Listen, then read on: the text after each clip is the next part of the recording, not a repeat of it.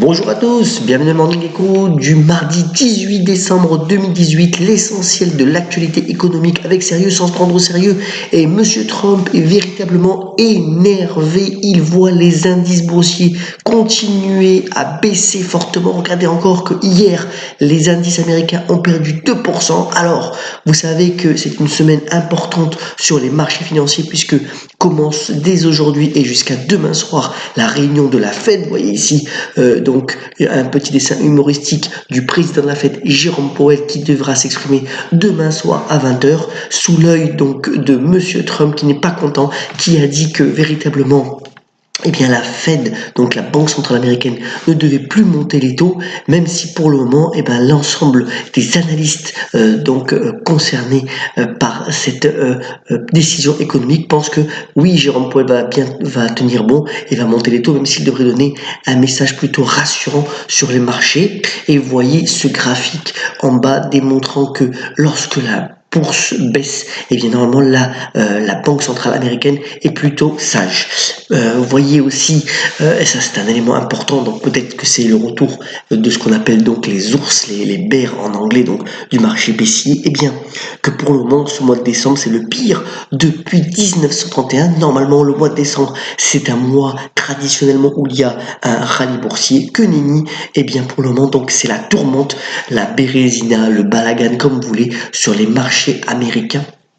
Et il n'y a pas pour le moment d'arrêt de support véritablement identifié, puisque c'est comme des marges d'escalier, tous les jours ça baisse un petit peu, alors que dans le même temps, vous voyez que ça c'est ce qu'on appelle l'indice un petit peu de la peur des investisseurs. Lui il est en hausse, même si il est encore loin de ses niveaux maximum, il n'y a pas encore d'effet de panique, mais c'est un indice bien entendu à regarder de près.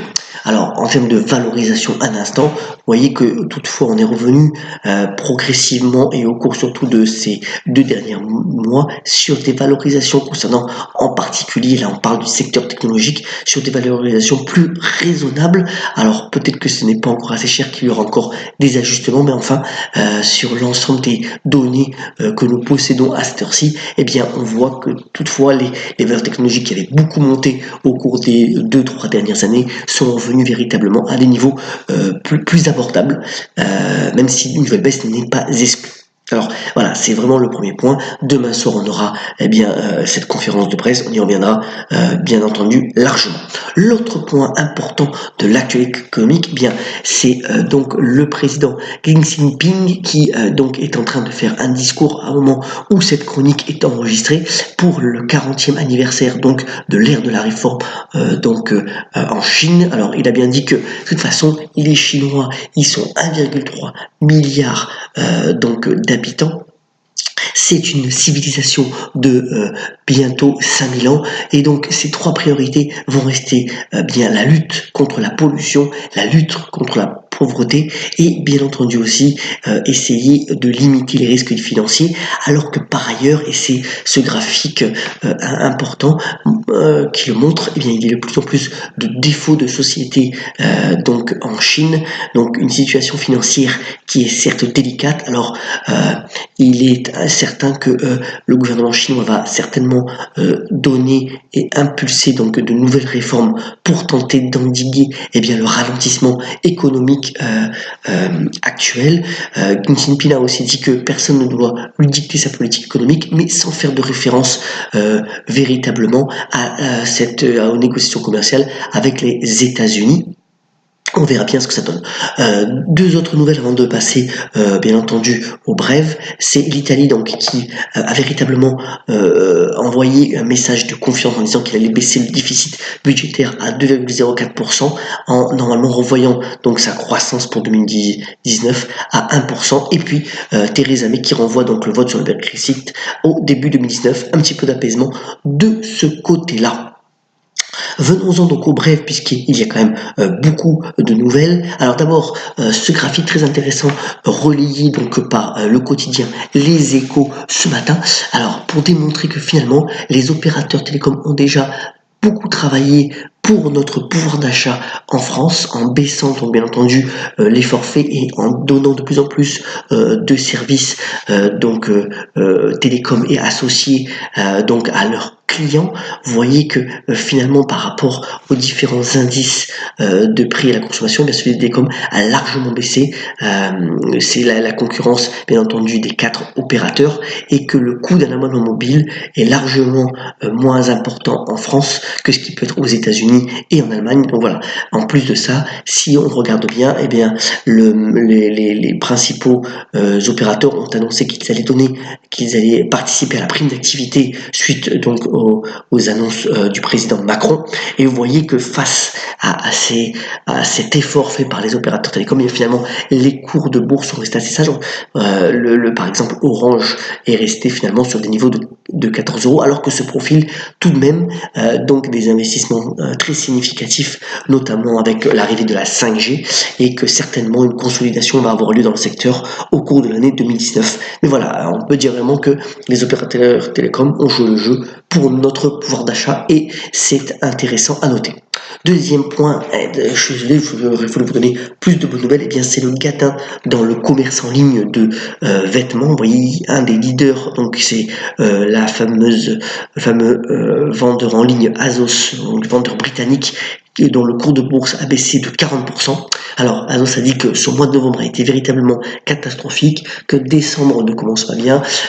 Eh bien, c'est dû au fait que finalement, il a dû gérer au mieux les promotions de tous ses concurrents, mais aussi le fait que finalement l'automne et les prémices de l'hiver, eh bien les températures sont encore assez trop clémentes. Et voilà, la sanction ne s'est pas fait attendre en bourse puisque l'action Azos a perdu plus d'un tiers de sa valeur. Alors, pour essayer de contrer un peu cette morosité, eh bien, comme d'habitude, les entreprises américaines tentent d'endiguer la baisse. Alors pour Boeing, c'est quand même profite d'un beau succès commercial avec la vente de ses avions. Eh bien, la compagnie Boeing va racheter 20 milliards de dollars de ses propres actions pour finalement favoriser le bénéfice par action et essayer de relancer son cours de bourse. C'est aussi le cas d'ailleurs, on en parlait hier, de Johnson & Johnson qui a annoncé un rachat de 5 milliards de dollars de ses propres actions. Alors, une nouvelle réjouissante qui est tombée dans la nuit après la clôture, donc ça peut donner du baume au cœur pour les valeurs technologiques, c'est Oracle, donc un des leaders dont vous savez qu'on affectionne ce secteur-là du cloud. Eh bien, c'est les résultats. Alors, c'est pas encore sur ce cours de bourse-là, mais Oracle a démontré des résultats très satisfaisants, donc en particulier pour sa branche donc cloud computing et avec des perspectives très intéressantes. En après-bourse, l'action reprend 3 $, donc plus de 6%, et ça peut donner un petit peu donc de stabilité aux valeurs technologiques cet après-midi lors de l'ouverture de Wall Street. Autre nouvelle aussi, eh bien Amazon qui a fortement baissé hier, comme toutes les valeurs, mais a annoncé aussi que Alexa, donc sa fameuse enceinte connectée, eh bien se vend comme des petits pains. C'est le cas de le dire, puisque dans certains sites aux États-Unis en particulier, le produit est en rupture de stock. Donc voilà, l'enceinte connectée qui s'impose dans la maison et qui fonctionne bien. Là aussi, on voit que dans l'économie réelle, eh bien, les produits continuent à bien fonctionner, en particulier pour les leaders de l'e-commerce mondial.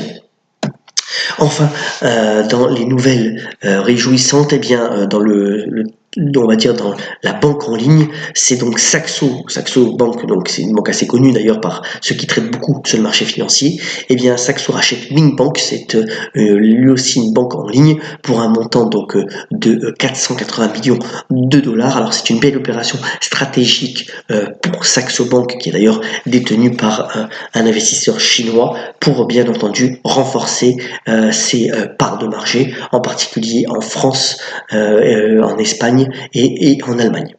Voilà donc pour l'essentiel de l'actualité. On termine par une note comique en rendant hommage à cet grand acteur qui était Rému, qui aurait fêté son anniversaire aujourd'hui. Alors je prends l'action parce que vu cette phrase, si on ne peut plus tricher aux cartes avec ses amis, à quoi ça sert de jouer aux cartes?